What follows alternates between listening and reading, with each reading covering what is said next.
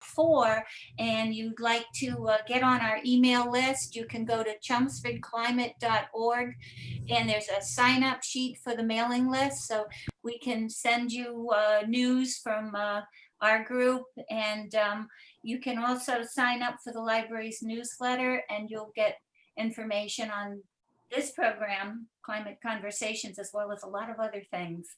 So here comes Tom. I'm going to just let him in. Aha, I got the privilege to let people in. I hope I don't have to keep anybody out. So we do this once a month, Climate Conversations, on the second Thursday at 1 o'clock. And we bring in different guests and ask questions and learn a lot from each other. So today our guest is Melissa Joyce, who is Chelmsford's Sustainability Director. She's going to talk about things that she's been doing. She's been in the position for, I think, just over a year. And she, before this, worked as Director of Facilities at Walnut Hill School in Natick, Massachusetts. Melissa got her BS in History and Environmental Science from Mount Holyoke College and received an MBA and an MA in Environmental Science from Clark University. Her work in municipalities, food service, and education have afforded her a breadth of experience on operations with an eye towards sustainability. She prides herself on collaborative work with various stakeholders to identify win-win scenarios that strike a balance between fiscal and environmental efficiency. And outside of work, she likes to hike, and I think she rides a motorcycle. So anyway, want to introduce Melissa. We'll hear from you for about half hour, and then people can pop questions in the chat just so they don't forget them, and then we can head back to those. Okay, Melissa? Perfect. Hey, everybody. Thank you for having me kind of officially. I'm usually kind of just an observer here, but I am going to share my screen if I can. And I just put together a little presentation for you all today that just kind of is an overview of what we have done here in Chelmsford, kind of before I was here, and kind of a little bit where we're headed. So are you able to see that there? Okay, perfect, awesome. So I call this the path towards sustainability, right? This is not, you know, a single road, but maybe many. And this photo popped up as a suggestion, but, we don't really like impervious surface in the world of sustainability. So imagine that that's a little bit different there. So we'll get started. So thank you for the introduction, Kathy. So one of the things that I did want to touch upon quickly, kind of just went through my little backstory, is what my job description is now.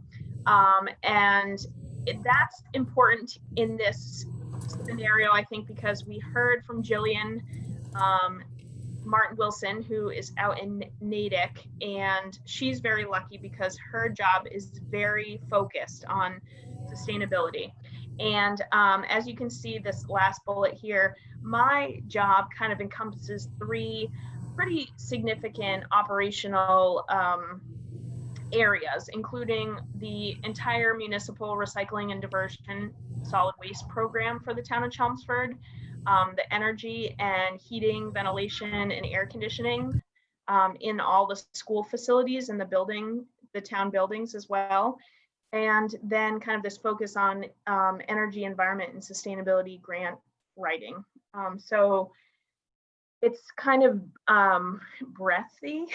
And so that is where I struggle sometimes, but nonetheless, the town has taken some steps in the past 10 years to really start going after some of these items. So I've laid them out here that as you probably know and have seen, everything is an acronym. So we're going to go through each of these quickly, and I'll tell you what the town has done So it will make more sense as we get into it. But this list just shows that there's quite a few programs and areas where the town is advancing in terms of sustainability. So we'll start with green communities, because green communities is kind of one of the ones that we've been involved in longer. Now, this is a program run by the Department of Environmental Protection through their Energy Resources Division. And back in 2010, we applied and were designated as a green community. And what that basically did is that opened us up for the DEP's competitive grants for the green communities. And there are very few municipalities that were considered green communities back in 2010. And you can see that we got lots of money in the early years. This is an annual grant. This chart here shows, the chart on the bottom shows the projects that were funded through this grant process. And you can see that in 2019 and 2020, that number is quite a bit lower than it had been in the past. And that's because now there's a majority of municipalities participating in this program. So they've capped the awards. So, which is great, because we want to make sure, in the Commonwealth, that we're spreading the wealth. But we are increasingly encouraged to match with these grants. So, for example, this year, in 2020, we did receive $100,000 from green communities. Part of that is actually from National Grid as well. And we matched 20% of that. So for both of those projects, we did matching funding from the town side. So those projects have yet to be completed this year, but they are in process. So that's exciting. So you can see that a lot of these initiatives are energy saving, energy measurement, kind of the basic initiatives that you might imagine to reduce footprint. And every year, as a part of this grant, we're required to report back to the DOER on our progress and what that looks like. There's a program called Mass Energy Insight, and this chart that's in the upper right-hand corner is a screenshot from that. And basically, it is a program that Peregrine, who also manages the aggregation program, has built for the state, and it collects utility bills from all municipalities, and in terms of electricity as well as natural gas. And we put in our fuel usage for the year. And this is just one of the charts that's part of this program.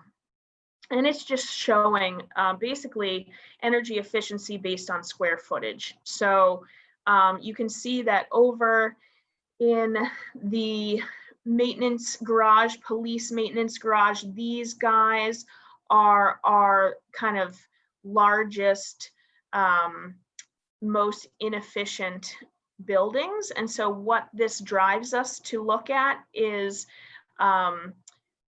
programs or projects in those areas to increase the efficiency of those spaces. We've done a lot of projects, as you can see, at the high school, middle school, schools, and in general, kind of they're higher profile, so they tend to get a little bit more attention.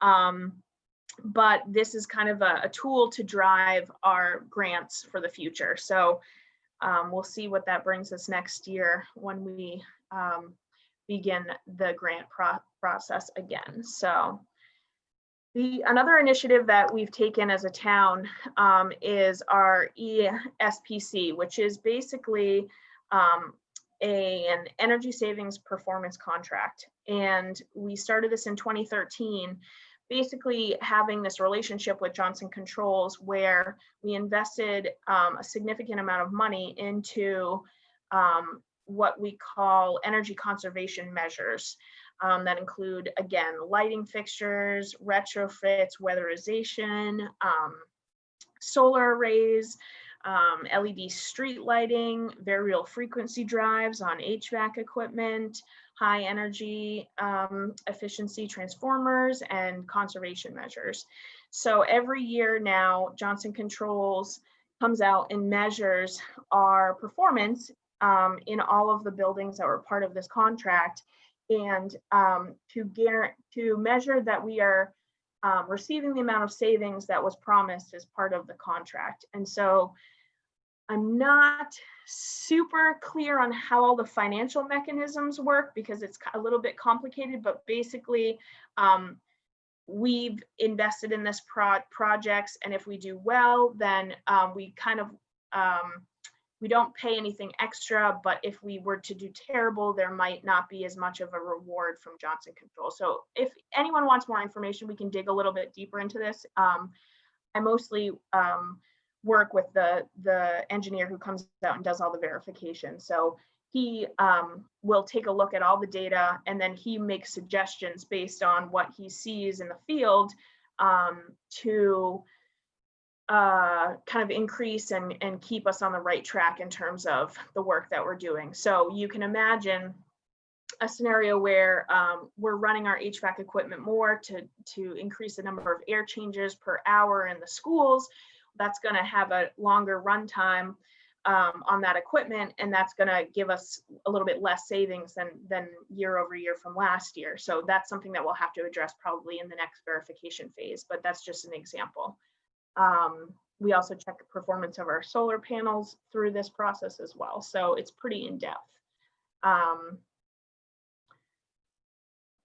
Part of the performance contract, and as you probably saw in the Green Communities chart, was focus on the EMS, which is our energy management system. So the top right-hand corner shows a building that most of you are probably familiar with, and I see that Jess is not at her desk anymore, but that is a floor plan of the library, actually.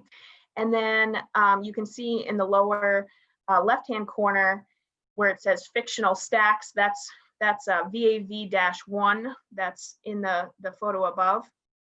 And you can see that it shows us what the set point is, some of the information on CFMs, what the deadband range is, and basically that gives us control over that system. And I also took a screenshot of the boilers there, so you can see that we have a couple boilers there and a couple pumps, and we can change our outside air reset temperature so that the boilers run less on warmer days. So this gives us a lot of flexibility in the controls. Excuse me, we have this at all of our schools and many of the town buildings. The library just happened, they manage a lot of the system themselves, but I manage mostly everything else in terms of the other buildings. The other thing that this allows us to do is participate in load shedding. So we have a program with NXL, which is a company that has promised to give back a certain number of kilowatts to the grid on times where there's a high demand. And so we've signed up for a small portion of load shedding, which we do at the high school because that's one of the largest demand locations. And so during those peak periods, we'll shut equipment down to try to relieve the grid of that demand. And so we get a small payback for that performance. So that's kind of interesting. The other thing that the EMS allows us to do is monitor and maintain some of these systems. I can see when a pump is broken, and so or not running for some reason, we can go in and investigate that and kind of have a better grip on the maintenance of the equipment, which obviously impacts its efficiency over time. So that's another item that the town has done. MVP is a program through the Massachusetts Executive Office of Energy and Environmental Affairs. It's called Municipal Vulnerability Preparedness, which is a fancy way to say when the waters get high because of climate change, or when the winds are strong, or any of the effects that we would see locally for climate change, what is your community doing to mitigate some of that and prepare itself to be able to manage that effectively? And so back in 2018, we did a workshop, and if you guys had been a group then, you probably would have been invited to discuss some of our vulnerabilities and identify opportunities that would increase the town's resiliency to climate change. So we received the designation in a similar way that we did with green communities, and we're able to participate in that program now, which we did receive an award for first phase of a re-engineering of culverts over on the Dunshire Drive neighborhood. And in this map, I'm not sure if you guys can see my pointer. I'm not sure I can see my pointer, but Dunshire Drive is this neighborhood over on this corner of the screen here, and this deep brook actually crosses that neighborhood in two locations, and there are two large culverts that are kind of on their way out in terms of their useful life. And so this project is taking a look at changing the way that we install those culverts to make them more passable towards wildlife in that area, and to be able to accept greater volumes of water with the understanding that this is in the Merrimack River floodplain. So that's kind of an interesting thing that we're up to. This is going to be Tom's favorite. The EVIP and National Grid have EVIP is the Electric Vehicle Incentive Program through Mass DEP. They've teamed up with National Grid or Eversource, if you're in an Eversource region, to help promote and build the infrastructure around electric vehicle use. And so in Chelmsford, we've been pretty aggressive with this grant, and we've installed stations at Rogers Field, Chelmsford High, Senior Center, town offices, the DPW, North Chelmsford Common, and Adams Library. And I took some photos in the spring. You can see the grass is still growing back over at the high school, which is in the first photo at the top left, Roberts Field in the middle, and the DPW on the right. So we received that funding and completed that installation. Definitely work to do around advertising that, I think.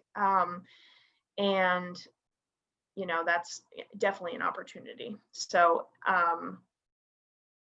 that is that little area. You are all probably intimately familiar with the work that we've done around Chelmsford Choice Aggregate. Yeah, we just can touch on this very briefly, but again, this is a 3-year contract, and kind of what I've said over and over again is it is so great if we can get people to opt up, but our vision is long-term when it comes to convincing people that this is important, and perhaps it might be worthwhile to encourage the select board to increase the default basic offering from 16% renewable to a higher number. Obviously that comes with a cost, and so that is your cross to bear, but I'm here to help as much as I can. So Peregrine has updated the website. You folks are doing a great job getting out there and reaching folks. I've fielded a few calls, so people are kind of thinking about it. So that's great. Solar. So we have solar installations on all of our schools and at the DPW. This photo here is from Bolton Orchard project, where we are a significant off-taker. So we actually purchase the power that's generated here at this particular farm in Bolton, whereas we are the owners of our systems And so we have off takers, which are the Chelmsford Housing Authority, and I believe the Tewksbury Housing Authority as well. And so we sell the electricity that we generate from our rooftops, and we receive SRECs, which are the incentives that we sell on the market, and various other incentives that we receive from that. But then we also have a PPA with Bolton Orchards, where we purchase the energy that's produced at that particular location. So I know that the select board has been interested in exploring other locations and options for solar in Chelmsford, actively engaging with a consultant to discuss the opportunities available at the Chelmsford Forum in Billerica that we own over there. And that's actually a unique potential opportunity because in terms of their facilities, their chiller system, which keeps their ice frozen, is almost original to the building.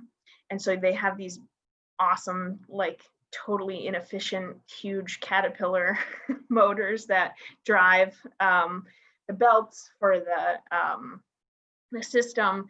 But it's possible that if we could design a system that had enough solar there, it's possible that if we could then install an electric system as opposed to a natural gas system, which is what we would otherwise go to there. So that's kind of maybe a potential opportunity for the future in terms of making some decisions around that.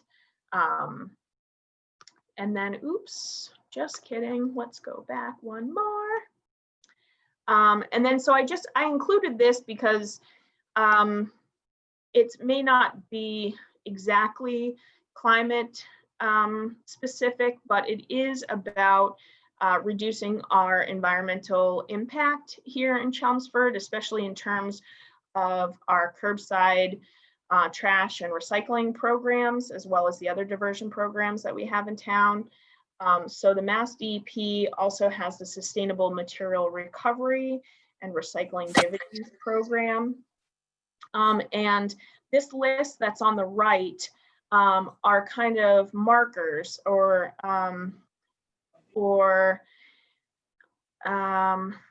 categories, I guess. And if you can check off some of these boxes, you get points that then translate into funding based on the size of your community. So for example, on the first section there, the solid waste reduction, you get many points if you have a pay-as-you-throw full program, whereas you would get less points if you have a trash limit of 64 gallons a week. You wouldn't get any points if you have an unlimited trash program where a resident could put out whatever they wanted curbside. And it kind of goes down the list, but you can see that it's all surrounding reduction and reuse of material. Kind of one of my favorite ones is another shout out to the library, but we have worked with them and they have been fantastic in their library of things. And that's a program where you can go to the library and borrow an item that perhaps you otherwise really wouldn't need to buy, but maybe you need to use one time a year. So for example, last year with some of this funding, we purchased a power washer. So you can go to the library and you can borrow a power washer, and that way you don't have to go out and buy one, so that everyone on the block doesn't have a power washer, but rather one that is shared. So kind of focuses on that, sharing economy. So something that's also interesting and a small part of the story. So where to go from here? And I think this is where we are now, right? The town has been very good about participating in programs that are, afforded by the state and by National Grid.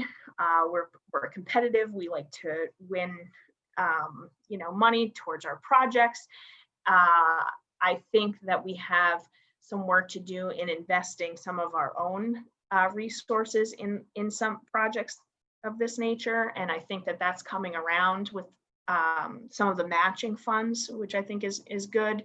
It also helps raise awareness when that money has to be approved, as opposed to just, getting free money from the state to do all these projects.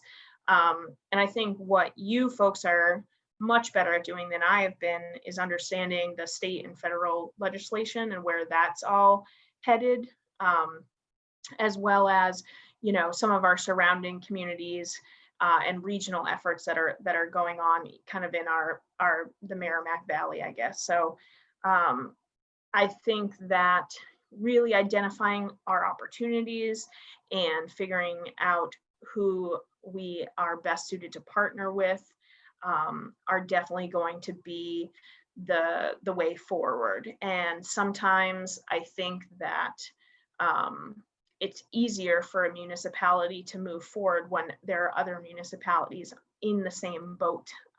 And so that's definitely something that we've seen even in the competitive grants. They tend to be better funded if there are multiple communities that are participating. And there's no need to reinvent the wheel. So we should really be talking to each other to make sure that we're not putting a bunch of effort and resources into doing something that somebody else has already done pretty well. And then, of course, you folks, I think that it's so important, and you are all doing such a fantastic job of bringing awareness in a way that I am not able to, and some of the town committees also are maybe not able to, just by the nature of their organization. And I think that that's amazing, and we need that grassroots, community-driven motivation as well. So that's a snapshot of what we have done here in Chelmsford over the course of the past 10 years or so, and what we continue to do. And I definitely can PDF this presentation and have it available for you. And if you're interested in taking a look at any of these programs or the data around them, I'm happy to share that. Yeah, I think let's open it up to questions. I'll stop sharing my screen so I can see everybody again. And yeah, let me know what you think. Great, thank you, Melissa. That was really good. I have so many questions now, but I'm going to hold because someone else is bound to ask them, and I don't want to, take over the mic here. Does anyone have some reactions or questions right away for Melissa? I think Bern. Bern. Bern. Oh, hi, Melissa. Thanks a lot for that. That was very helpful. I didn't realize the town was doing so much. I had a question about your work statement. You said that you're supposed to follow win-win situations. What is your understanding of what that means? Yeah, so I guess that's kind of something that from my own professional development, I kind of started in a municipality, and then I thought sometimes these decisions were not being made and in a way that included multiple stakeholders. And so when I went back to school, I thought, okay, well, I have to have the best of both worlds, right? Because I saw folks around me who were, not taking into account the cost of things necessarily, and vice versa. We're only taking into account the cost of things on paper, not necessarily anything that was externalized in the market. And so driving the line between the two has always been something that I've been super interested in. And so when I think about win-win situations, I'm really thinking about them. And of course, it's limited as well. But I'm trying to consider both the economic as well as the environmental cost benefit in a given situation. So sometimes it may not make sense financially to go after a certain project. But if you can identify the external benefits or some of the benefits that are not financial, and you can somehow take those into account and highlight those, you might be able to win over some of the like strictly fiscally thinking folks, but in a way that they can understand and is digestible for them. I think that there tends to be a divide. And so I'm interested in bridging that gap. So that's what that means to me. Thanks. Just raise your hand if you have a question. So I'm going to go across the screen here in order here. Julie, why don't you ask? Are you unmuted? Oh, you need to unmute. Yeah, you'd think I'd be used to this by now. I had a couple of questions. Thank you, Melissa. The first, I couldn't see on your solar, the slide where you talked about solar, our pictures were to the right. And so I'm sorry. I wasn't sure. I was hoping that was just something that I could see. So yeah, sorry about that. That's right. I just had one question. So I think I saw a mention of a solar array at on Swain Road. And that's the one that's now it's like the new Oak Hill. Blue Wave, I think, is maybe the company, although I don't. Yeah, but it's near this new conservation land that the town has called Oak Hill, I think, okay, right? Sure, yeah. So is that, I'm assuming that's what you were talking about? Yes. The reason I ask is we went for a walk over there recently and we were like, oh, there's this whole solar array here. And we were trying to remember if it had been there in the spring when we went over there. So is that new? No, yes. So yes and no. So it's a project that was signed off on and permitted several years ago. But they had some infrastructure issues with National Grid, had to bring another phase of power up there, I think. And so that took some time. So they were only just able to begin construction, I believe, in the spring. So it is newly erected, but yeah, the project is kind of longstanding. And so that those arrays there are similar in setup to the arrays that are over on Watton Street over in North Chelmsford. There's another development company who has some land over there, and they've put up a farm as well. And so the model for those typically is they have a large off-taker. So they'll have somebody who purchases about 50% of the power generated from those panels. That's kind of like what we are at Bolton Orchards. And then they seek out other smaller off-takers, sometimes residential, sometimes business, and they pay basically a premium for that power, but then they receive net metering credits on their bill. So then it comes in to be a much more economical arrangement in terms of the price per kilowatt hour. There's also a small benefit in participating, basically because you've committed to purchasing this energy. They give you a little love on your bill too. It's not crazy, but it's a small benefit as well. So it ends up in the wash being a cost savings generally to the regular supply cost. So that's essentially a private solar farm then. That's not necessarily supplying solar energy to Chelmsford. That's true, but I believe that the Swain Road farm may still be looking for off-takers. So as a resident of any community, you can participate in the purchase of solar energy from any location. So you kind of just have to get connected with the right organization. I was chatting with the folks over at the Watton Street array, but I have not been able to get in touch with the developers over at Swain Road. But I think that there's opportunity for any resident to participate in those programs across the state. So it's definitely worth learning a little bit more about, and I think seeing if folks are interested.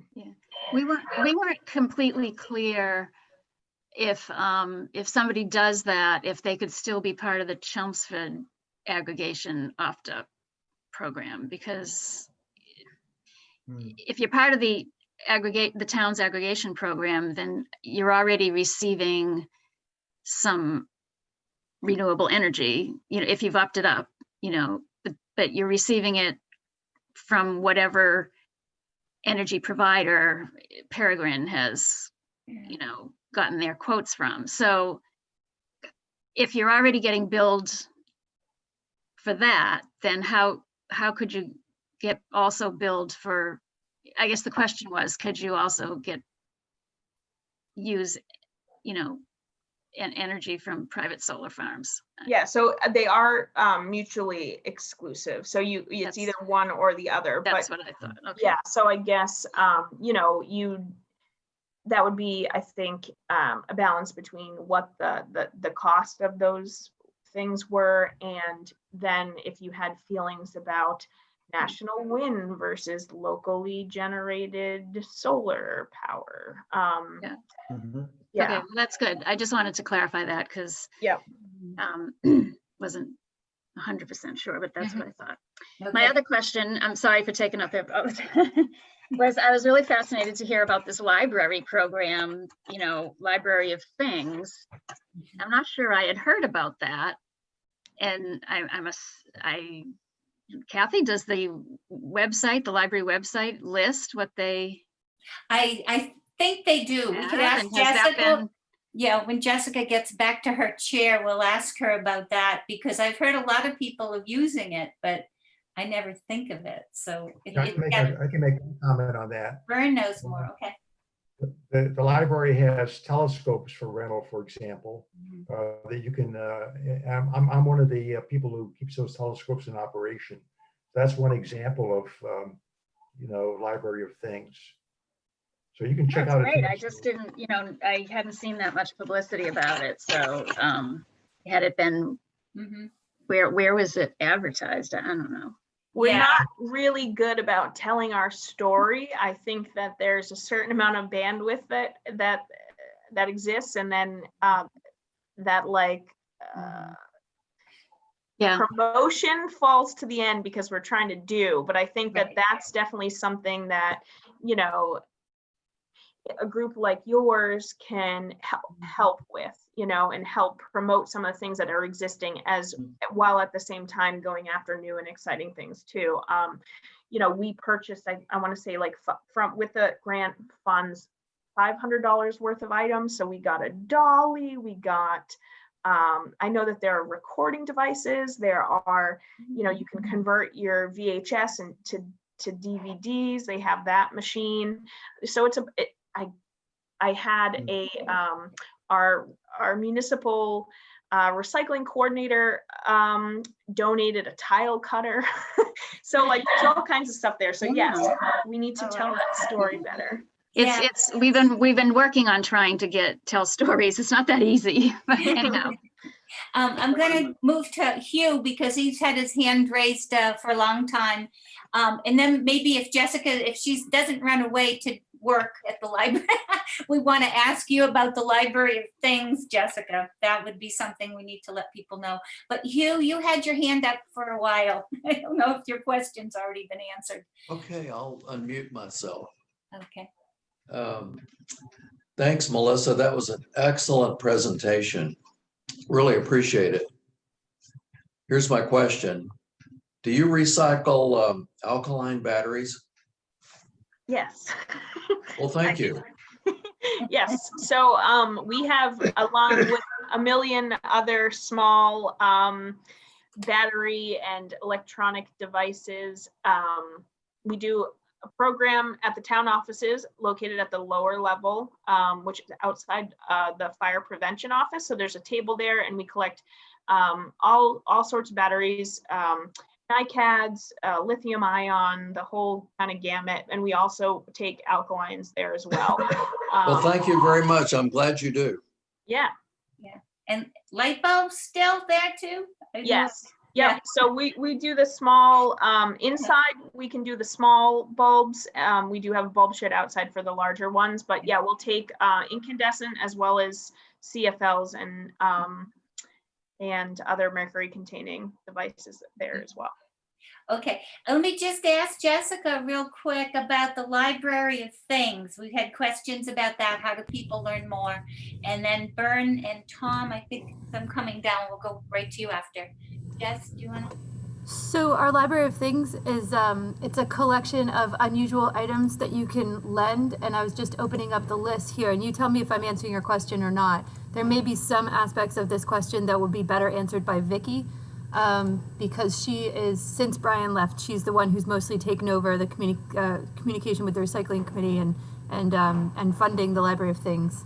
But we have a whole collection of items for home repair. For entertainment, we have board games, we have a wheelchair, we have a metal detector, bike lock, iPads that incorporate Wi-Fi hotspots in them. And you can find all of this whole list on our website at chelmsfordlibrary.org. And then if you click on the first orange tab there, it's the Read It tab. And then you'll see in that menu that opens up a link for the Library of Things. And then that's the whole list of everything that's available. Obviously not everything's available all of the time. We have maybe one or two of each thing that that gets lent out. But they just circulate just like books or any other items. And you can put them on hold and come pick them up from the library when they're available. And Robert has kindly posted that link into the chat as well, so you guys have it. Thanks. Thanks, Robert. Oh, great. Okay. Okay, moving down my little grid here. Bern, you'll be next. Are you on? Okay, yeah, Melissa, I wanted to follow up on one thing you said, which was, Oh, you just. there you go.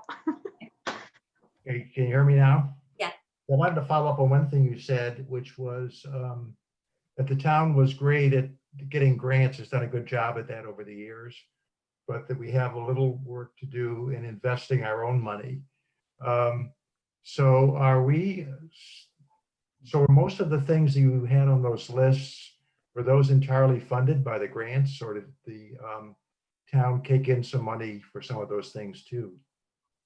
So the town did kick in for the Johnson Controls project, and that was a significant investment that's being amortized over, I want to say it could be 15 years. I forget what the time frame is on that one. But as far as those the Green Communities grants, those until very recently have been funded entirely by that program. The EVIP, that has been funded entirely through that program for the most part. I guess what I'm thinking is, for example, the EVIP program, we can get these chargers for very low cost to us, if anything. But will we buy a electric vehicle the next time we purchase a vehicle for the town? Yeah. So to follow up, supposing you wanted to do a program and it required the town to put in some money, but we would get a grant for the rest of it, how would you go about, would you have to get that authorized by town meeting? It would depend on how much it was. Some of that can be done within the operating budgets. There's not a specific line item for sustainability exactly. And I think that it varies from municipality to municipality how these things are funded. And there are, municipal finance laws that obviously have to be taken into consideration. But so for example, the money that we generate from the solar panels goes back into the general fund. So it's not like we are able to take a portion of our savings and use it to invest in more savings. It's like a separate process. So coming out of the private sector, that's a little frustrating. But there's reasons for that in terms of involving stakeholders and whatnot, making decisions around how we spend our money. And sometimes it's difficult to prioritize in a municipality when there are so many projects that are in need of financial support from the town. So You specifically mentioned electric vehicles. Has that question come up before? And is there a understanding that the town, it would be difficult for the town to purchase electric vehicles? So I know that the vehicles that we have purchased recently are hybrids. And so sometimes I'll get the question, like, if we buy this hybrid police cruiser, like, can we get funding for that? And no, because the state wants us to be purchasing electric vehicles. Now, is an electric vehicle the best vehicle suited for that particular purpose? That, maybe that's a different question. But I think that what is important is that there is a voice somewhere that's asking that question when those decisions come to the table. Well, that would be a capital equipment, which will probably get put in front of the town meeting, right? Yeah, and the finance committee as well. I'm not sure what level of fleshing out happens between those two. Okay. I'll sit there. Tom, I know you've had your hand up also. Yeah. Oh, thank you very much, Melissa. I know you, of course, outside of this meeting, and it's a tough job you've got. I wish that they'd have your charter so that you spend more time on the green and sustainable, and then the HVAC monitoring and keeping that running. But quick question on with the leaf drop off coming up weekend after this. Hopefully, can we hand out the opt-up flyers there like we did at the hazardous waste? Seems like a good opportunity. Yeah, I definitely think that there's opportunity there. We'll have to talk about the logistics of that. Right. I know, so Julianne, thank you, Tom and Byrne. You guys did a great job at Household Hazardous Waste Day, passing out flyers and chatting with folks as they waited. Just based on that flow of operations, the leaf drop off goes a little bit faster. So we just have to be mindful of that, because you might have to reduce your elevator speech just a little bit to just so that we don't hold anyone up. But I don't think that, Right. I think it would be fine. We just have to do it the right way, which I think we can do. So yeah, sounds good. That sounds good. A little thing I noticed in one of your slides on the RDP, the townwide weekly organics collection. What's that? I didn't know we had that. No, we don't. That's one of those goalposts that Mass DEP would love to see happen, and that for a number of reasons, to reduce our dependency on our incinerator, and to kind of just like remove organics from the waste stream. Mass DEP actually has, I think they're in the comment phase for adding a few items to the waistband list. So you may be aware that recycling is a waistband. Bottles, plastic, glass, paper, all of that you're not supposed to throw away. You're not supposed to throw away yard waste or burn yard waste in the incinerator. Hazardous waste, universal waste, all of that's banned. They're looking to add mattresses to the waistband so that you would be forced to recycle those as opposed to just incinerating them or landfilling them. They're also looking to add textiles to the waistband so that would force us to, focus on recycling textiles, pull that out of the waste stream. And then lastly, they had organic waste in as a waistband for facilities that generated over a ton of material a week. So if you have a large supermarket, we'll say, or a large restaurant facility, if they generated over a ton of organic waste, they were required to have that hauled away as compost, as opposed to having it go straight into the trash, into the incinerator. And what they're looking to do is reduce that number from 2,000 pounds to 1,000 pounds. So basically kind of just tightening the net on that particular waste stream. So they'd love us to do a curbside collection of compost, but Yeah. and so are there other ways to do that? And that's kind of what we're looking at now. Okay, I'll set there. I'll ask Chris Rabinowitz. Is that how I pronounce that? And then we'll, after Chris, then Corrine. I'm coming over my grid anyway. Okay, Chris. Hi, I'm from Bedford.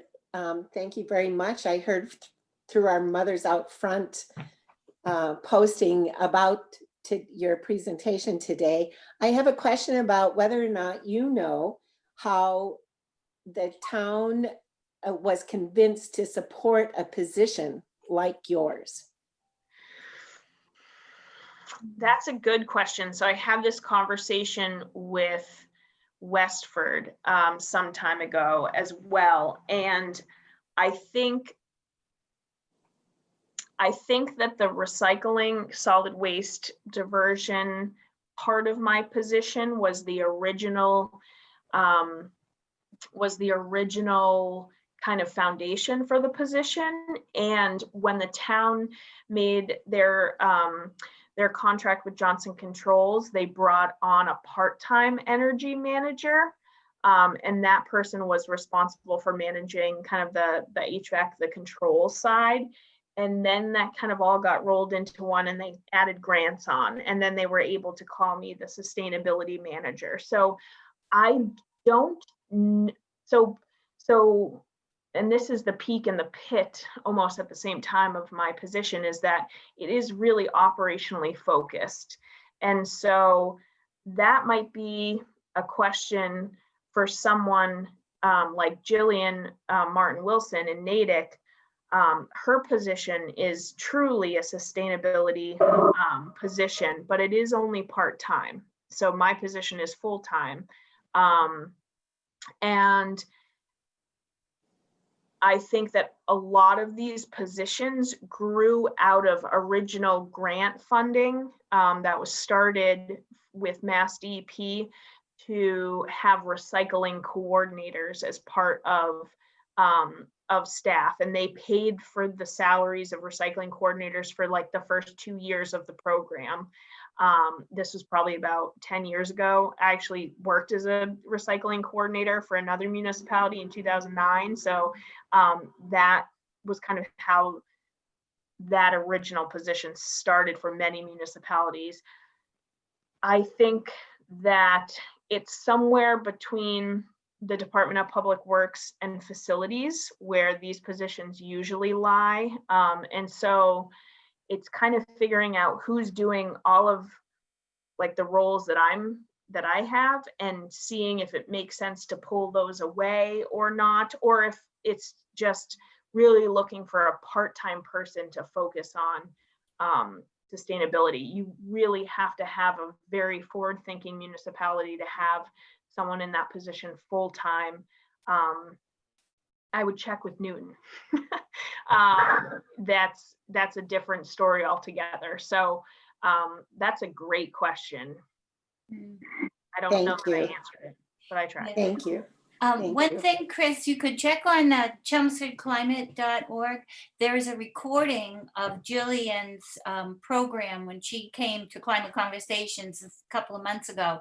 And I think she spoke to that in the very beginning. And I think I remember her saying that she saved enough money to cancel out the cost of her salary. So that's one point in your favor for getting a person in that position. And who is the, excuse me, I think she said Jillian is from Natick, but who's in Newton? Oh, yeah, Melissa, where's Melissa? I actually don't know my colleague in Newton, so tell them I said hi when you figure that out. Okay, okay, I just want to make sure it wasn't, you weren't confusing the two towns. Okay, Yep. thank you very much. Okay, now I look up and people have moved around. I don't know why that happens. Was there someone that used to be in my lower level here that had their hand up? I'm gonna lose track. I think Corrine did, if I'm pronouncing that, and Diane as well at one point. Okay, all right, let's go to Corrine and then to, you said Yeah, Diane. right. Oh, this. Hi, it's Corinne, and Corinne, sorry.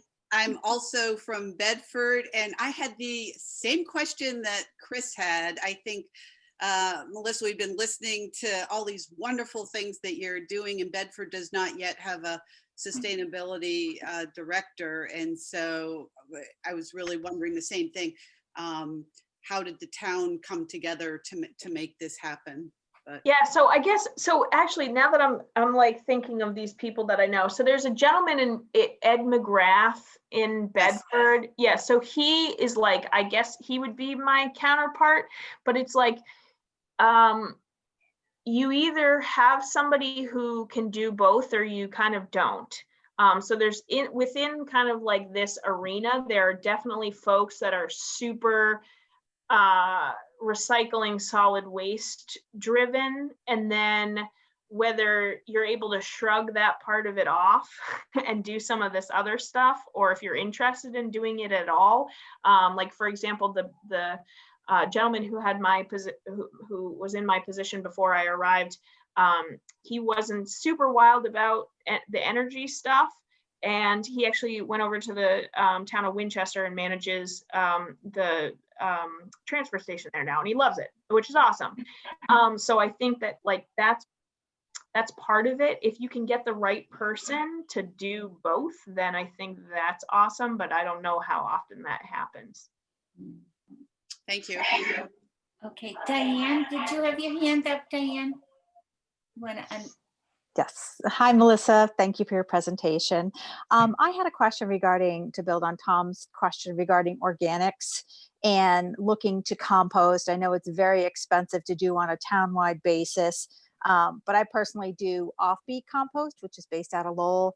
You know, I have a weekly program. It works out to about like $4.62 a week. And I noticed one of the line items on the Mass DP was, you know, start a pilot program for 400 households. Is that something the town is looking at? Yeah, so the conversation that we've had around composting, which definitely paused, we had a change in leadership on the recycling committee.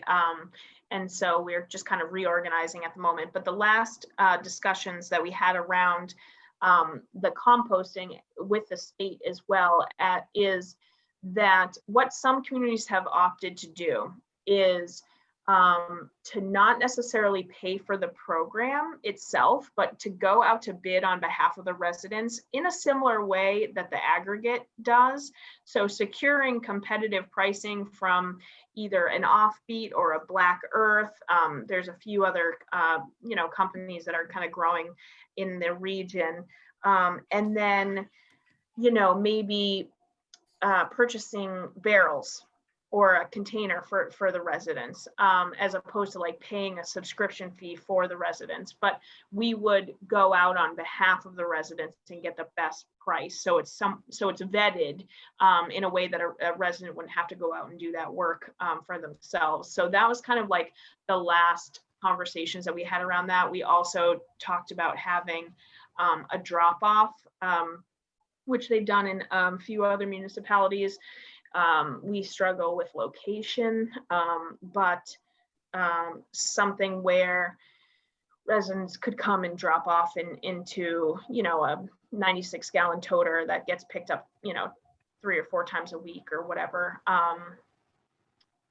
at no cost to the resident. So we're kind of starting to have those conversations in a more meaningful way. And especially because if we do those things, we get money as a result of participating in those types of programs. So that's kind of like we've used the RDP worksheet, which is what was in my slide, to kind of drive some of the activities of the recycling committee. And so that's my goal for them. Whether or not they embrace that as their goal is a different story, but we try. Thank you for answering that. And just, you know, as a parent in the Chelmsford Public Schools, this year, all the students are having free lunch as a part of a national-wide initiative during the pandemic. But I'm seeing a lot of food waste generated from that. You know, we took it a couple of times, but, you know, it's not necessarily foods my children would eat. And, you know, I know somebody on the cafeteria staff, and they're throwing out a lot of items. You know, they're trying to coordinate with the community service coordinator to donate those items. But is there any program, you talked about possibly listing organic waste for over a ton for different facilities that generate over a ton, which I'm sure the schools probably fall into that category. Is there any initiative to get schools on a composting program going forward? Yeah, so when before kind of COVID, I had some conversations with Nancy Antolini, who's the director of food services for the public school system, and she's pretty great. She had already moved away from styrofoam, which some districts still have not done, to paper and compostable products. So that was great for her to do and convince the school department that that was something that was worth doing. We had actually planned to do a pilot at the high school this year, and I had applied unsuccessfully for some funding from SMRP to actually start that program up. But it's not a big ask. So when maybe if things look a little bit more normal and we're back in school, that would be something that we would look into. I think if it continues like it is, then we'll figure out how to do it as part of that. But one of the focuses was pre-consumer food waste. So it was a lot of the kind of low-hanging fruit, I guess.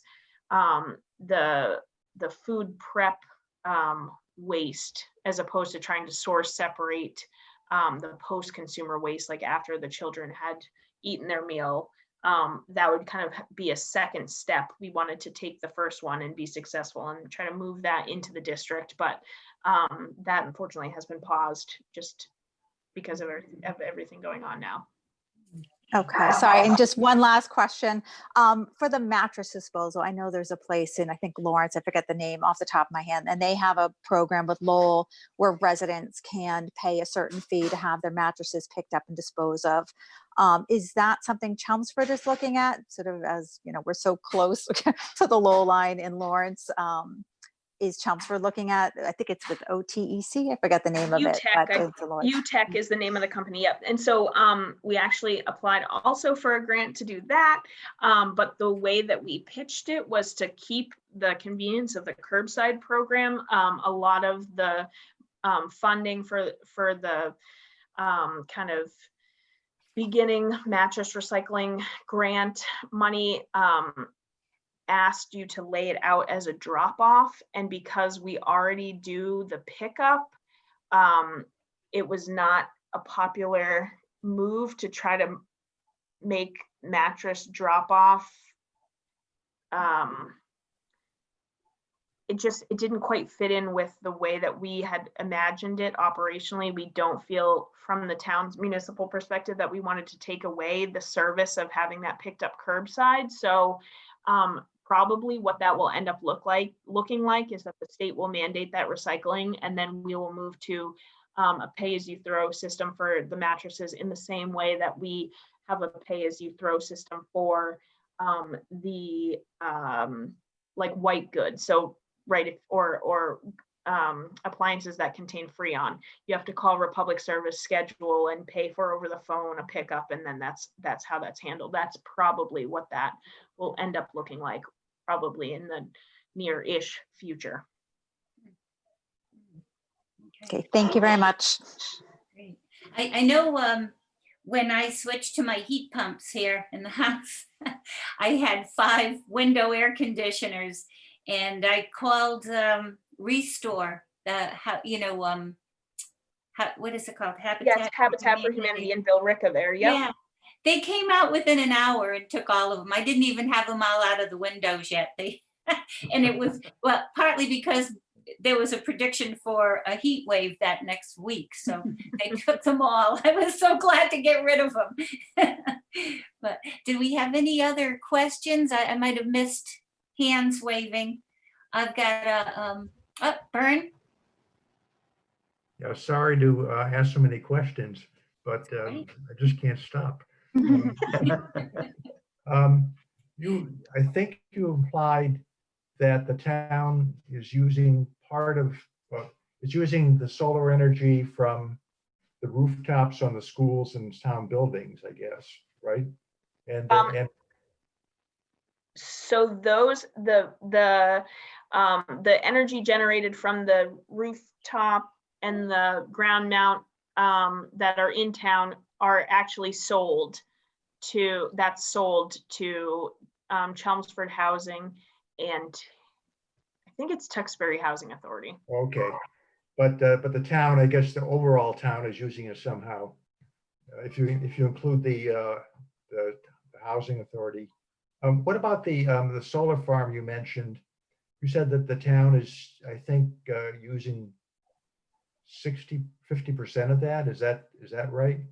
So yeah, so that's at Bolton Orchard. So that's a power purchase agreement that we have there. So there's like two ways that you can participate kind of in solar projects. You can either build it yourself, use the energy yourself, and call it a day. You can build it yourself and ask other people to use the energy, and the incentives kind of get shared. Or you can purchase it that energy from another location. It all has to do with the financing and incentives. And the state started out several years ago with really great incentives, as you can imagine, at the beginning of these programs to really drive folks into the market. And as time goes on, those incentives reduce as the behavior becomes more normalized. And so we're kind of getting to the end of those big incentives. So it's probably more feasible for a municipality to be an off-taker than to actually be doing their own development, although it is happening. So it kind of depends on what the situation is and how much liability the municipality wants to take on at a given time. From what I understand. So was that program, so is the town actually using in town operations the Bolton electricity that is purchased, or is it being resold somehow? No, so we purchase it.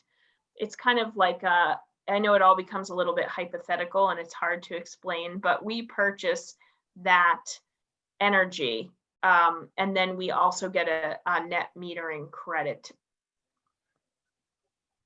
No, we purchase that, yes, and we get a net metering credit. Yep. So was that done for financial reasons or for energy efficiency reasons? I don't know, Vern. I wasn't here then. I would imagine, I'm being facetious, I would imagine that it's probably a little bit of both. It looks really cool, doesn't it? It does. It does, yeah. But if you computed like what the town's percentage of green electricity, how many class 1 recs, it does help that we're off taking and generating on our schools, and we're contributing towards encouraging a higher percentage of renewable energy. But for the energy that we just purchase, directly from National Grid, are we just taking the default 16% renewable, or what? So I believe that we actually have a separate contract for the purchase of electricity that is separate from the aggregate program. And I actually I'm less familiar with that. But we do go out to bid separately for municipal buildings. Right, yeah. And it may have to do with the rate class. I would have to look.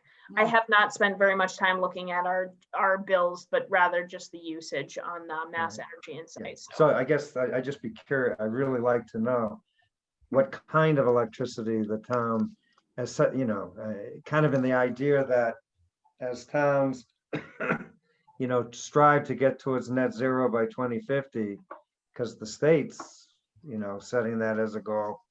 Hopefully towns will start to try to use more, renewable electricity generated by renewable energy themselves as well, not just the residents and businesses. So yeah, it's definitely, it's a great question. We can try to figure that out. yeah. Yeah, that's really something. The solar I found pretty interesting. I didn't realize there was a solar array over at Swain. Is it the old dump? Did they reuse that space for the dump? Okay. Yep. All right. And are there any future solar facilities going up? I know the water department has a huge one. You can go on the Google map and see the solar array up off of Crooked Spring Road. It's pretty impressive. But I didn't realize there were, there was the one over at Swain. Are there other plans that you know of, Melissa? So the town is looking into, we did a couple of structural studies to see if we could put more on some of our other roofs. Those did not come back super successful, but we are looking, like I said, at the Forum in Billerica. But I'm not sure what other private development is happening. Okay, wow. Julie? One more question. Melissa, back when we were talking to Jillian a couple of months ago, we had a lot of interest or discussion about the greenhouse gas inventory that she did. And I think you had mentioned that you had gotten permission from the town manager to do one. I just wanted to ask if you've had any more time to think about that, or is that on your plate, or what? Yeah. I would love to do it. I have not done it. I think that it can be done in relatively short order. Sometimes I need a little bit of motivation or redirection because I tend to get going on a million other things, and so yes, help me make it a priority, and we will do that. And if you need volunteers to do some of the work on it, we might be able to get ourselves. Yeah, this is the greenhouse inventory, gas inventory, right? Okay. Because I looked down to look at my notes because I had questions, and that was one of them. And then I wasn't sure if I was reading it or hearing it, but it was both. So I think that would be fun to have that and maybe get, I don't know, kids involved. We'll see.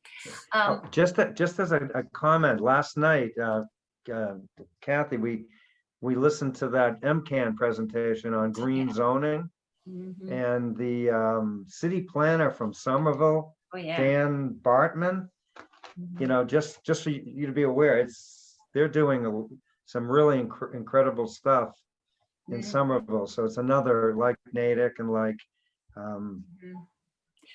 Brookline and some other towns. Brookline, model. Yeah, I felt that too. Well, Somerville's kind of a progressive community. I just know my son lived there for a while. I was always hearing about all these amazing things they were doing through him. But after last night, this was a webinar by Mass Climate Action, MCAN Network, Mass Climate Action Network. Yeah. And we just became affiliated with them, our group. So we're affiliated with the Elders Climate Action Group, as well as MassCan, Burns on the Sierra Club, and what's the other? There's another one. We're reaching out to all of these groups and trying to hold hands and make some positive changes. That's kind of what we've been seeing as a way to go about this. But after last night's presentation, it became aware to me that the zoning is so important. And I guess I've always thought zoning is so boring, like who cares? It's just if I were going to build something, I'd have to deal with them. And I never really gave it thought, but it made me aware that there's so many departments in our town that are connected and all working kind of in their own things, but we're kind of loosely holding strings to all of them. And I think it would be fascinating to someday, when after COVID, to bring those departments together just to see how we can all work towards, mitigating and preventing some of the awful effects of climate change and making our community even greener. Tom, you've got green, greener, and greenest. How do we get to greenest with everything? And Melissa, I don't know if you can shed any light on this, but it feels like after looking at your job description and hearing about what you do, you connect with community development and kind of indirectly with zoning and energy, and it's all over the place. And I'm like overwhelmed with all these different departments that are kind of doing their own thing. I feel like it's herding cats, or a room full of small nursery school children. I don't know. But how do you bump up against or merge with like community development, Evans Group, and how do you keep it all straight? Yeah, that's a great question. I don't. No. So community development actually did or helped organize the first part of the municipal vulnerability preparedness study, and the initial working groups to be designated. He kind of ran with that, and he also started to work on the hazard mitigation plan that goes before MEMA and FEMA that we're kind of wrapping up now, finally, as a result of some of this MVP work that we've done. But yeah, I mean, one of the other grants that we had applied for the MVP program last spring was to modify and increase the strength of the stormwater bylaws, which included a lot of kind of zoning topics. So if you have new construction, then you need to, make sure that you're having a certain percentage of impervious surface, pervious surface, and that you're being mindful about how your stormwater runs off and your management practices and design for environment, infrastructure. And so that's an example of a grant that we did not get, but work that's important that needs to be done. And so finding the resources, both the personnel or the contractor and the funding to put something in place like that, because it is such a process with so many people who need to be involved in order for that to move forward. I think that's where we definitely struggle. And it's not just that there are so many players, because there are, but it's time and money as well. So we can have really good ideas about it, but then to put them into motion, that tends to be where we are hung up a little bit. Mm-hmm. Yeah, there's even the tree person would have to be, if we pulled everyone together. One of the things about the heat islands that they are trying to balance out, and I think it was in Somerville, was planting more trees, but there were so many requirements for planting the trees. The soil had to be so deep, and it had to be the right kind of texture. And I just thought, oh my goodness, there's way so much going on. Another comment I just want to make too are all the acronyms. I have I get dizzy trying to keep track of all of them. MVP and EVIP, EMS. I feel like I want to see a dictionary just to explain all of that. Someday I might put that together and call on you. So I don't know if anyone has any other comments. We need to let Melissa get back to work. I know she's got a lot going on there now. So I do want to just also mention that our next meeting in where are we? December, the second Thursday, will be on electric vehicles. We have Rishi Sandhi, who's a Chelmsford resident, and he's delivered some great presentations for the library. Like when I used to work there 10 years ago, on finance, and he's very interesting. He's a very well-educated man. He's now the clean energy manager, I think, for National Grid. But he has a lot to talk about. He's got a degree in chemical engineering, and in an MBA. He's got a lot of places his brain reaches. So anyway, he's going to talk about electric vehicles. I think we'll be able to ask him about the future and what the plans are, because he's talked about some really neat things out there. And the other thing I wanted to make sure I mentioned, and I've probably gone and lost it here with all my notes, I apologize, but you can get in touch with any of us on the Chelmsford Climate Action Network, team rather, not network, by just going to chelmsfordclimate.org. And I'm gonna just, I thought I saw somebody's hand waving here. I'm gonna lose track. Last words, Diane, I think it was your hand I saw. Hi, sorry if you hear any noise. I'm having carpet installed today, but I just want to ask Melissa real quick, with the approval of the additional construction at the North Chelmsford Fire Station, is there anything that you're influencing in terms of energy efficiency for that building? Or is that sort of their issue? Yeah, so I guess and I had mentioned this, I can't remember who I was speaking to about this. I think it was the fire chief, but so something that the town could do to have that voice heard is to include on the permanent building committee somebody who might have some knowledge around some of that. So that's a place where a lot of the capital building gets discussed and decided upon. And so I know that the fire chief and I had spoken about Acton is building a beautiful new fire station that has geothermal, and they're just doing all the cool stuff. And I guess, I think I heard some rumblings that one of the select people had asked about geothermal, and you can't just, you have to have a geologist come out and see if that's possible. So there's some other stuff that's involved in that, but where is that voice in that process?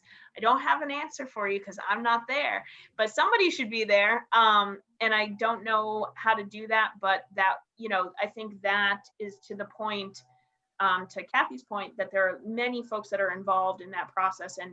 And if there's not somebody there who's asking those questions, then they may not be asked at all. So it's like whose voices are at the table. So I don't know what's happening.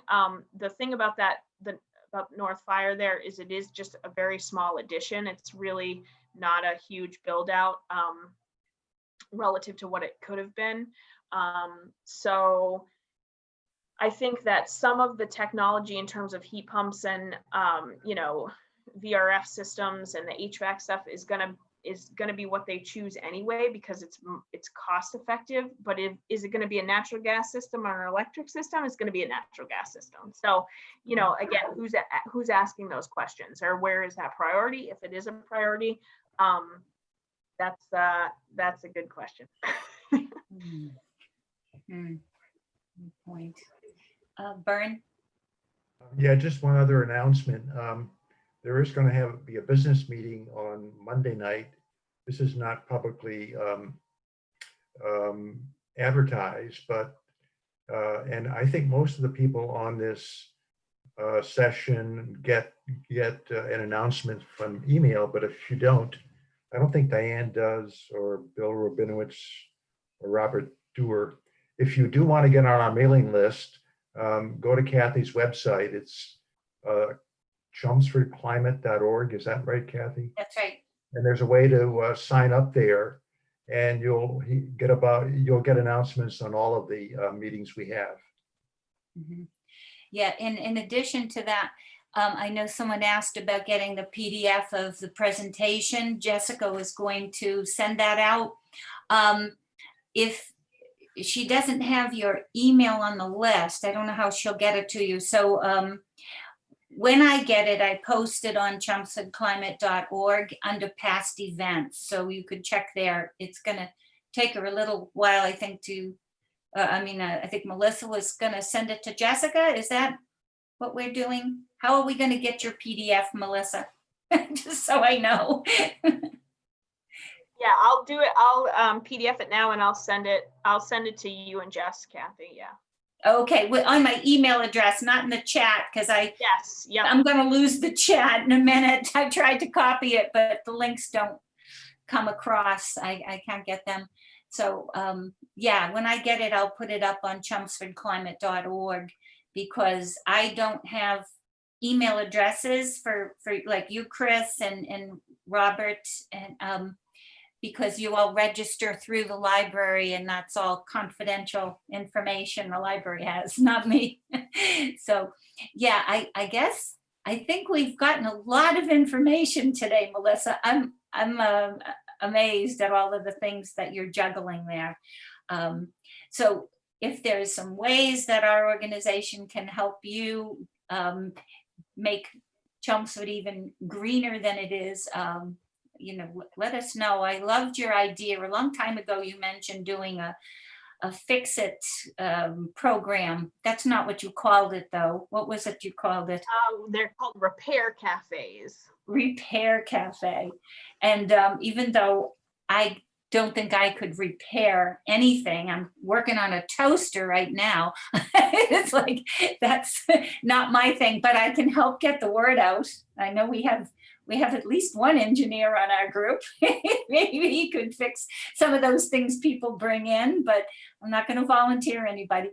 But anyway, I just want to thank you so much for coming and giving us all that time and all that information. Yeah, definitely. It was a pleasure. You guys are great. Keep doing the good work. I appreciate it as a person who's interested. So yeah, get out there and do your thing. You guys are doing an awesome job. I love it.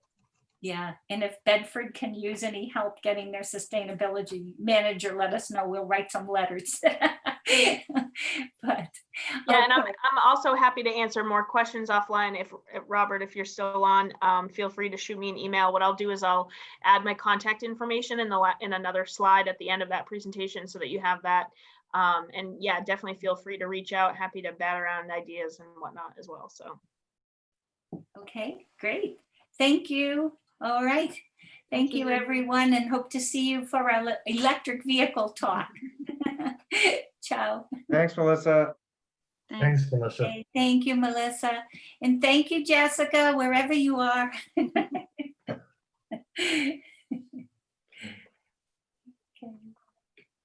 All right. Bye-bye.